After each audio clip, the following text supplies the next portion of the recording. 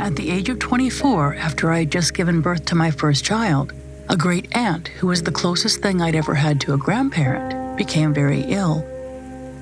At the time, I was living in another state.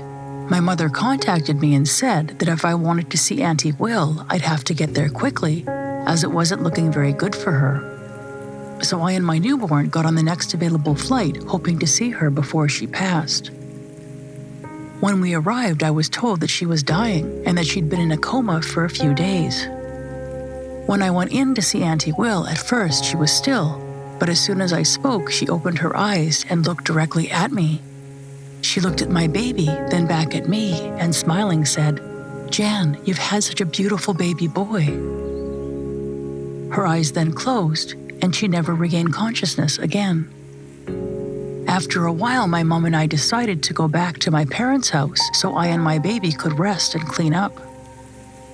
Later that night, we got a phone call from the hospital saying that they believed she'd be passing very soon. Mom and I got ready and went to be by her side. Sitting next to Auntie Will, my mom on one side and me on the other, holding her hands, we both prayed that she knew that we were there with her. All of a sudden, I heard a soothing female voice telling me not to worry, that she, the owner of the voice, had come to get her, Auntie Will, and everything would be all right. Inside myself, somehow, I had a strong sense of knowing who owned the voice. It was my grandmother that I'd never actually met, who was Will's younger sister. I don't know how I knew that. I just did. Within 5 minutes of hearing the voice, Auntie Will passed on. When Mom and I got out into the car park, I turned to my mom and said, "You know, when we were sitting there, I heard something." Mom smiled and said, "Yes, me too. It was my mom. She'd come to get Will." Apparently, we had both heard the same message while sitting there. It was very surreal, but extremely comforting. My next experience happened in 2001. We just moved into a new house in a new area, me and my kids plus my parents. One night while sleeping in the back bedroom, I awoke to see a figure of a man. I was quite sleepy and it was dark, but I could see him clearly. He was in color, faded but in color. He appeared to be around 60 and had a pair of men's striped pajamas with a checkered men's dressing gown over them. He began walking towards me. I didn't feel scared. In fact, I felt very calm. I seemed to know he meant me no harm. In my heart, I was aware he was a spirit, but I didn't know who of. He somehow walked through the end of my bed and then passed right through me, and then through the wall behind me. The feeling I felt as he was going through me was an amazing buzzing, full of energy. My whole body tingled and vibrated like never before. After the experience, I felt incredibly calm and laid back down and went back to sleep. After that night, the woman who lived next door to us started coming over regularly and was quite intent on becoming friends with me despite there being a big age difference. Eventually, she said to me that she couldn't understand why she felt so drawn to becoming my friend. She said she'd always been very independent and had believed in keeping to herself, but for some unknown reason she felt she had to become friends with me. One night we were talking and she told me that about 8 months before we'd moved into the house next door, she'd lost her partner to cancer. She said he'd been quite unwell before his death, pretty much housebound, remaining in his pajamas and dressing gown all the time.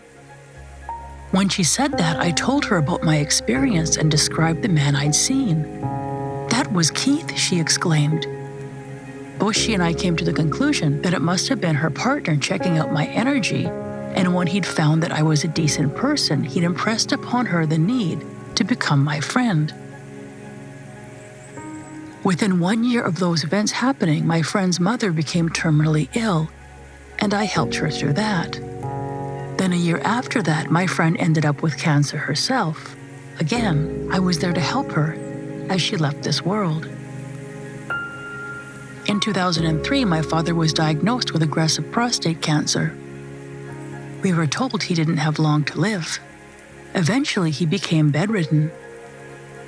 One day, when we went into his room, my dad was very distressed and annoyed with Mom and I. "Who were these men, and why were you letting people into my room?" he yelled. "Who?" we asked. Neither Mom or I knew what he was talking about because no one had gone into my father's room at all besides us when we would check up on him. "You know," Dad said angrily, "all the men in suits.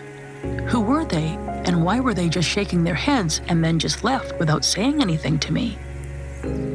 Dad was furious with us believing we'd let strangers into his room. Eventually, we got him calmed down, and Mom and I went back outside to let him sleep. We were both confused at first as to what Dad had been talking about and thought that maybe he'd been dreaming or imagining until we finally realized. Dad had been one of 6 boys. When they were younger, he and his brothers had always gotten around in suits. Could it have been all of his brothers who were all deceased for quite a few years? Perhaps they had come to get him, and the shaking of the heads had been when they'd realized it wasn't quite time yet. Eventually, Dad was transferred into hospital and passed late one night, peacefully in his sleep.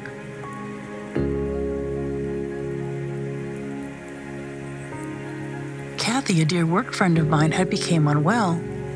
A cancer she had previously defeated had come back again. Sadly, she had to stop working, but we decided to keep in touch via phone calls. One morning, my phone rang.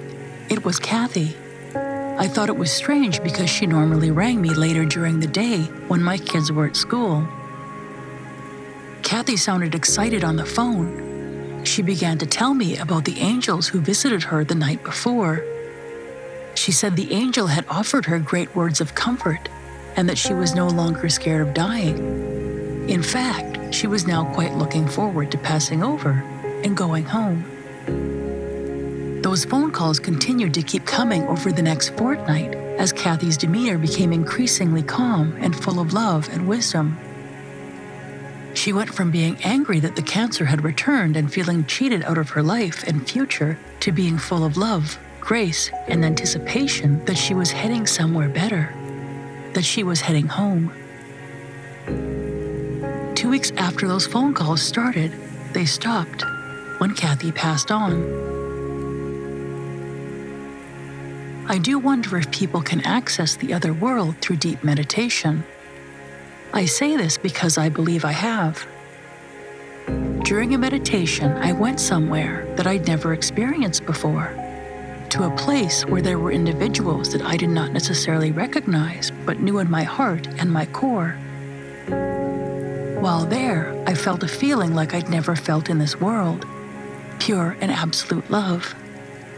The feeling of love led me not to want to come back. I wanted with every ounce of my being to stay there because of that love. I knew it was my real home.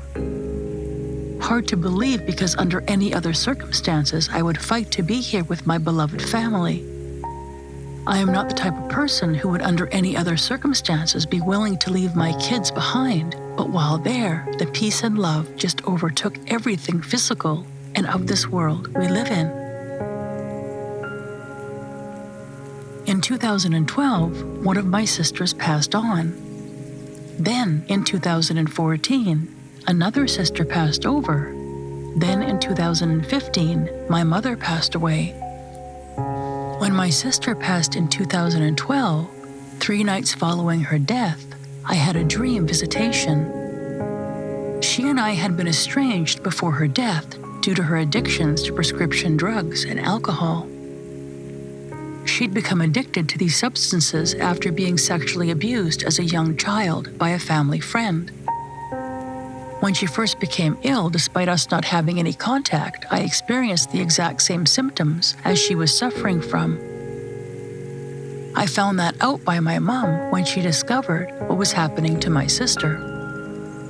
My doctors could not find any medical reason for my symptoms. Eventually, my sister was hospitalized and her symptoms were attended to, though she was actually dying.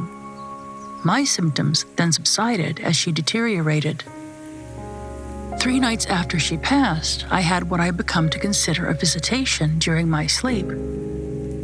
I was suddenly in a beautiful park, and my deceased sister appeared in front of me. She was smiling, looking younger and very healthy. She looked about 18. She was around 49 when she passed away. She looked so happy and came to me saying, "It's okay. Everything's good. I'm fine now." The next morning, I rang my mom to tell her about it. I got partway through telling her when Mom stopped and asked me what my sister had been wearing. I found this question a little odd, but obliged her with an answer. I told her she had been wearing her favorite white jeans and dark blue top that she'd always loved, but hadn't been able to wear for many years due to bloating. Mom then explained that earlier that morning she'd received a call from my sister's best friend, who'd had the exact same dream on that same night and been given the same beautiful message. I didn't have a visitation from the next sister that had passed on, nor from my dad, who'd passed away in 2003, but I did when my mom passed over. Approximately 1 week after my mom passed away during my sleep, I again found myself in the beautiful park. From under a large tree, my mother got up and ran towards me. She too looked so young and healthy and happy. Looking where she'd come from, I could see she'd been under the tree having a picnic with my dad. He looked over, smiling, and waved. Mom spoke to me, telling me that everything was fine now and she was very happy. This time I didn't have anyone who could confirm this visitation with, but I knew in my heart it was the exact same park that I'd seen my sister in. Since then, I've seen some of your NDE accounts and heard others who've made reference to being in a beautiful park. I think I may have been in that same place during these visitations.